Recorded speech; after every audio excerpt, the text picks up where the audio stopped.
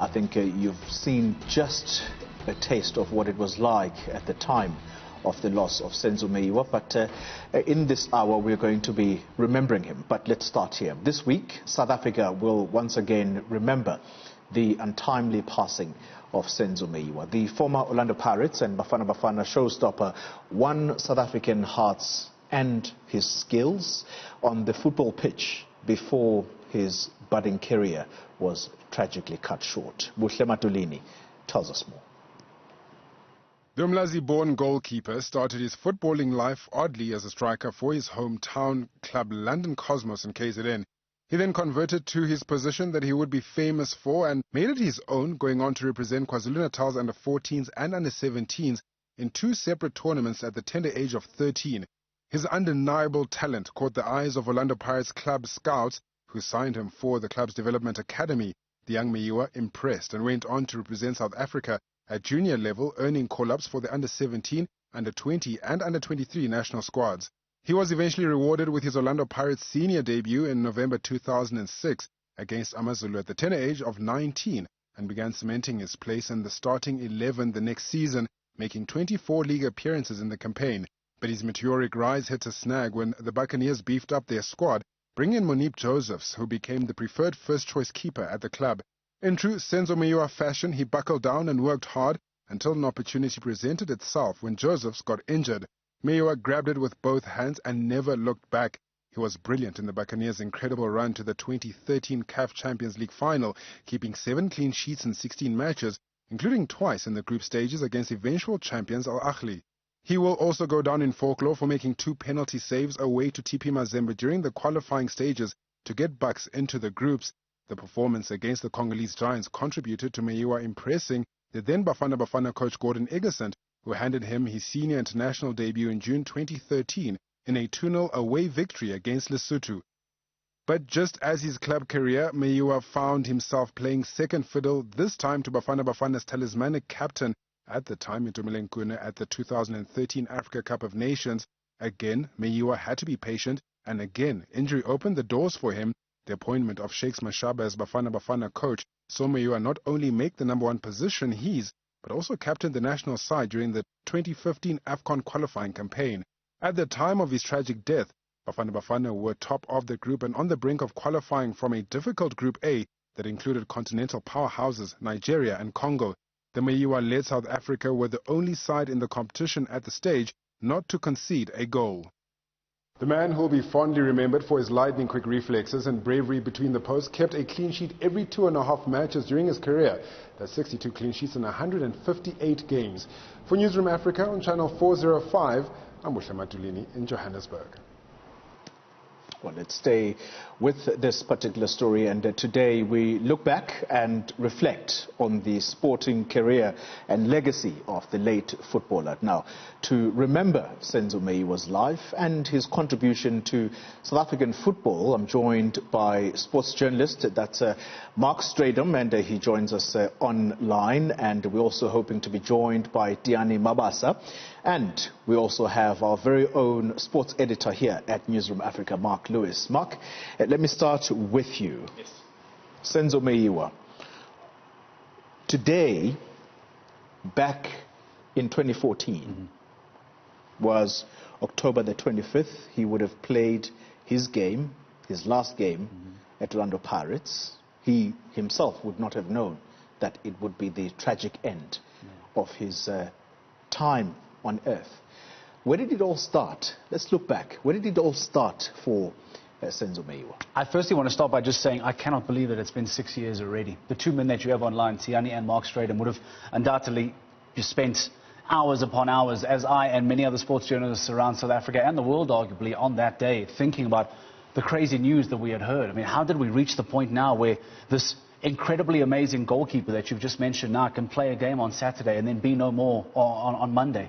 So I think the time that has gone by, Oli, and how fast it's gone has been one of the major points that have hurt me so much. And the fact that nothing has been done to this point is what makes this an even more bitter pill to swallow. But I'm sure we'll get there with the gents online, no doubt. Where did it start? I think it's difficult because this enigma that was Senzo Meyiwa came out of nowhere. He was always seen as a very quiet man, and that perhaps was sometimes mistaken for him being quite shy and perhaps not being brash enough to be the leader that he turned out to be, because with all due respect, many sportsmen around the world bring that bravado to the field, and that sometimes is seen as being the man by having that bravado. It's something that Hashimamla reminds me of during his cricketing days, is that he was actually the very quiet kind of guy and went about his business when it mattered on the field. That reminds me of Senzo Meyiwa as well, a very quiet guy, very soft-spoken, very polite in the sense that, as I say, he was never brash enough to make a scene when he knew that he was biding his time, because he didn't get thrust onto the Bafana Bafana international stage.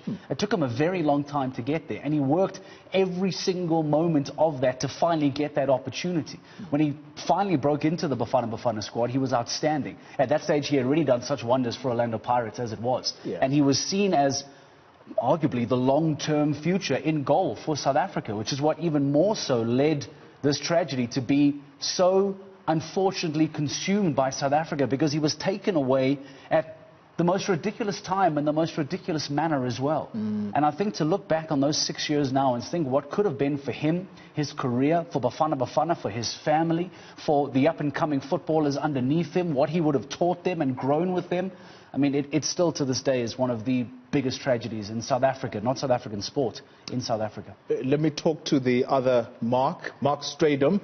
Good afternoon to you, and thank you so much for making the time to speak to us as we remember Senzo Meyiwa. What are your special moments of Senzo Meyiwa on the field?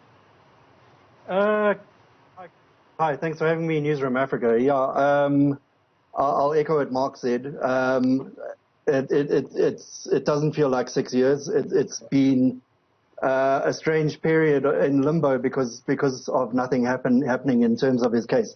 Look, my special memories of Senzo, it actually would be of a game that I never watched. It was a game where there was a TV blackout in South Africa because of it was the game in Lubumbashi against TP Mazembe, where Pirates went there and Senzo saved 2 penalties and kept them in the tie and got them through to the 2013 final in spectacular conditions. And the fact that there was a blackout in that match and that we had to follow it on social media.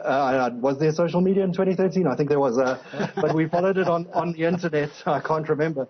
And you know, we couldn't watch the game, and there's a reason for that. You go to Lubumbashi, conditions are insane, and the reports from people who went to Lubumbashi are that it was an insane match in terms of the reception that Pirates got from the moment they got off the plane till they got to the stadium, playing on that plastic turf that they have there, TP Mazembe. One of the best teams in Africa at that time, still one of the best teams in Africa now. And Senzo pulled off those 2 penalty saves, which is unheard of, I think, in those conditions, in the extreme heat of Central Africa and the DR Congo. And basically, that was the moment that I think Pirates realized, you know, if you were to find one person who was responsible for them getting to that final in 2013 and breaking the shocking run that South African clubs had in continental football, of not reaching finals and eventually losing there against Al Ahly, the best team in Africa. It was probably that moment. I also, look, I traveled to the Congo, where Bafana Bafana beat them 2-0 again on a plastic pitch, again with a hostile crowd. And that was in the 2015 in the Nations Cup, the qualifiers for the 2015 Nations Cup, and where he was outstanding, and he was making the Bafana Bafana jersey his own. Even at the time, Itumeleng Khune was injured, but I think Itumeleng Khune at that stage would have been looking at Senzo's performances and wondering how he was going to get back. And certainly those performances when we qualified for our first AFCON in a long, long time. We hadn't qualified for an AFCON. We participated in 2013 as hosts, but we hadn't qualified since 2008, which is shocking. And again, Senzo's performances were huge. So he really was, you know, he was 30 years old, but a goalkeeper can play until probably 38, and he was hitting his peak. And that was, I think, the shock of what his death was. You know, if it's an ex-player, it's shocking, but when it's a player, Bafana, at the time, he'd just been made Bafana captain. it came as a shock. A player at his peak and a really lovable guy as well. Yeah. Let me bring into the conversation Diani Mabasa. He's also a sports journalist. Diani, good afternoon to you, and thanks indeed for making the time to join us in this conversation. Marc Lewis, sitting with me in studio, says about Senzo Meyiwa that he came from nowhere. He burst into the scene and he became this figure that everybody just loved on the field of football. What was special about Senzo Meyiwa for you? Yeah, I think, thanks first of all for having me. I think what happened there was we also have to give credit to the coach who was there at the time, Roger Disa. I remember he said, the problem with Senzo initially was the confidence. He didn't have that because each time they'll play him, he'll play one game, then he'll concede, and then he was put out. So that affected his confidence a great deal. So what happened was that Roger said, Senzo, you are going to have 5 games in a row. Even if you concede, no problem. You'll continue to play. So I think that was the turning point in his career, because as far as him being special, he was a special human being, he was a special goalkeeper, but he needed that, he needed someone to give him, a push, to say, this is your opportunity, you just have to grab it. Yeah.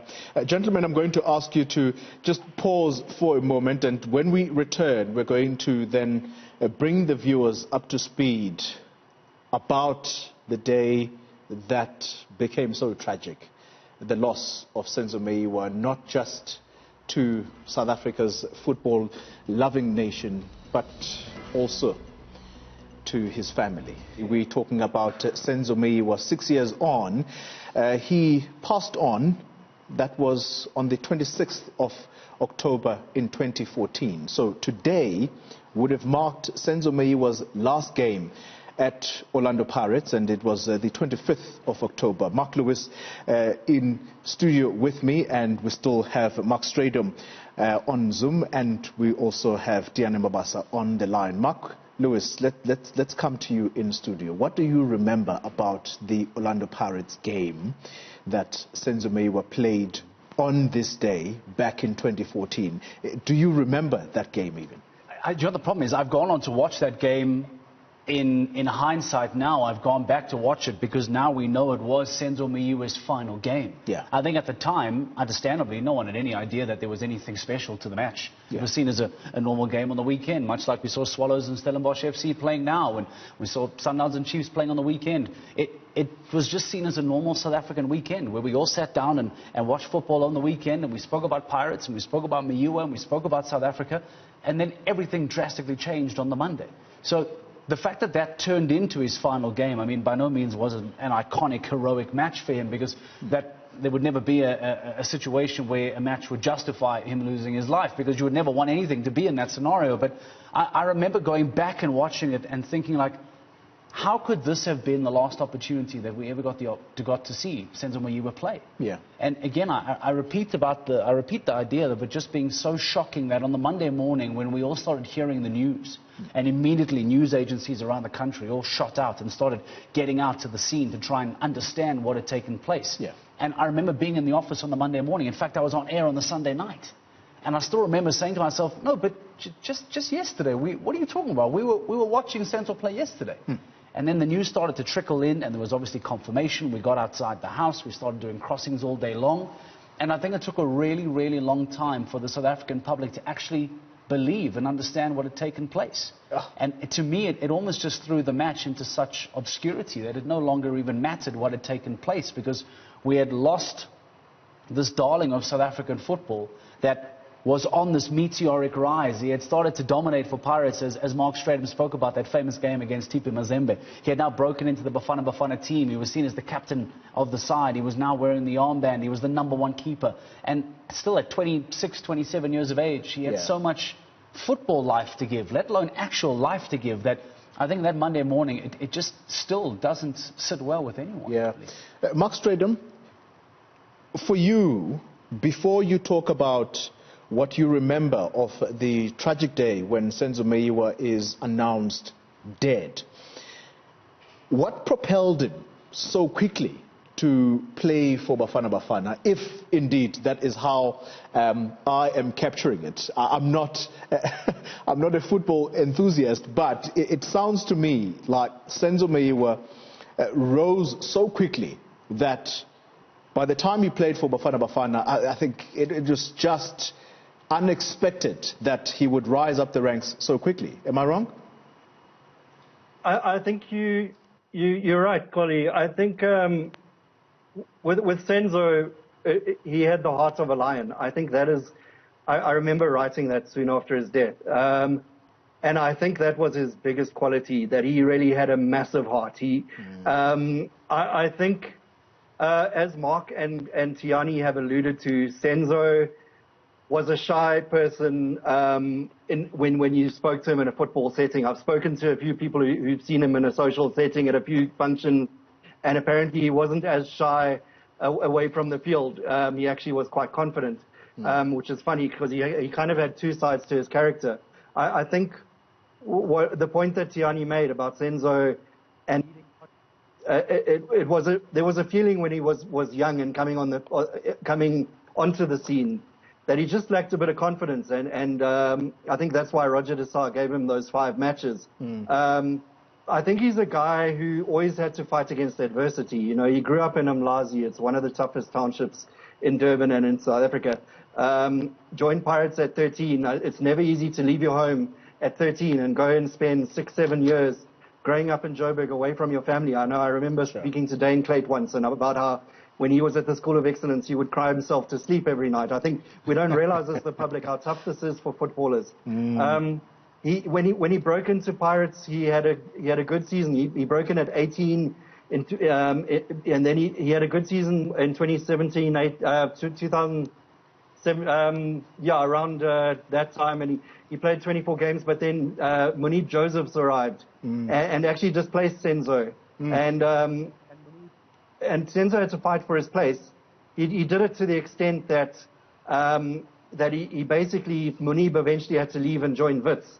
And Munib was a Bafana keeper and a 2010 World Cup squad keeper. Then in Bafana he had to fight with Itumeleng Khune, who initially kept him out of that number 1 place. His good friend Itu. And by the time that of his death, Senzo was looking like he was going to keep that Bafana keeper's place as well. I think a keeper who had tremendous ability, I think he maybe had a little bit less natural ability than someone like Itumeleng. But I think what you saw in that match in Lubumbashi against TV Mazembe was he had a huge heart. Yeah. And I think that was one of the things that was separating, that he fought against adversity, and he whenever he got into a situation where he could have put his head down and as a fairly he might have, and possibly someone who lacked a bit of confidence, he just would come through with that heart of a lion, which would get him back, would get him over those situations, and he would win those contests, those personal contests he had to fight to become the Orlando Pirates number 1 and then the Bafana number 1 keeper. I just think he had a huge heart. I really think that's what it was. And then the news came, Mark Stradum, that Senzo was no more. How did that feel for you? Sure, yeah. That is, Xoli, I mean, casting your mind back 6 years, I mean, that was a shock. I think, like I said earlier, as someone who was at his peak, there's been incidences of violent crime and murders of former players. I remember Josiah Tugwani had his incident after the Olympics, but for the death of someone like Senzo, who was a beloved national hero, for what he was doing for Orlando Pirates and for Bafana, I just think there was a sense of intense dismay that someone should be robbed in his prime of his life. Someone who still had so much to offer, and also just someone who was actually just a heck of a nice guy. I mean, I just remember on some of those Bafana tours I went on, being in a lift with Senzo, and you'd greet him, and, you know, sometimes with a footballer, they kind of like, ah, who's this guy? Senzo had none of that. He was like, he had this nice, cheeky grin. He said hello. He was a bit shy, and he gave you no feeling that he had any sort of aloofness. Yeah. He was just such a down to earth, and I think that was where the biggest sadness for me came, was that he was a nice guy, apart from the fact that he was in the prime of his career. And I just remember that intense sadness and just kind of dismay that someone like that could be shot, someone who the country loves. It just makes you feel really vulnerable as a South African, you know, without being in any way, I mean, in any way negative. I mean, I'm not one of those people who's going to say, you know, South Africa.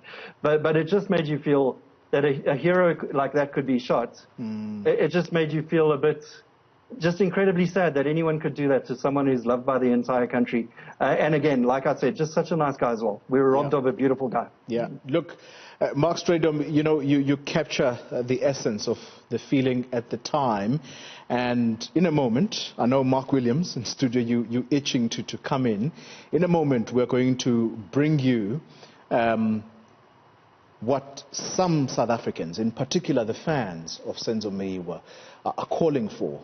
And they're saying that they want for justice to prevail. But before we get there, I want to talk to Diani Mabasa. Diani, the news came that Senzo Meyiwa was no more. I want us to move past that now. Then there was the memorial service. And I remember, actually, that I covered that. It was at Ellis Park, and I set eyes for the first time on Obab Meyiwa, Senzo Meyiwa's father. And the guy was smiling in the midst of the tragedy, because it seemed to me like he still couldn't believe and understand what had happened, and yet he knew what had happened.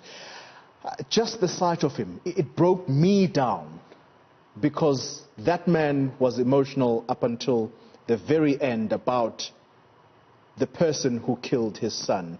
In your view, Diani, what would set Mr. Meyiwa Sr. at peace as he lies in his grave? Yeah, you know, that's a very, very sad story, you know, to be honest. It's something that we followed very closely until his passing. You know, just the thought of him and what has been going through his mind, you know, even when you read in the newspapers what he had to say, it was always heartbreaking. You know, you always pray that tomorrow you may get his answers, and then, you know, he's able to, at least have some peace. But until his passing, you know, when I heard that he had passed on, the first thing in my mind was, you know, he passed on without getting some justice for his son.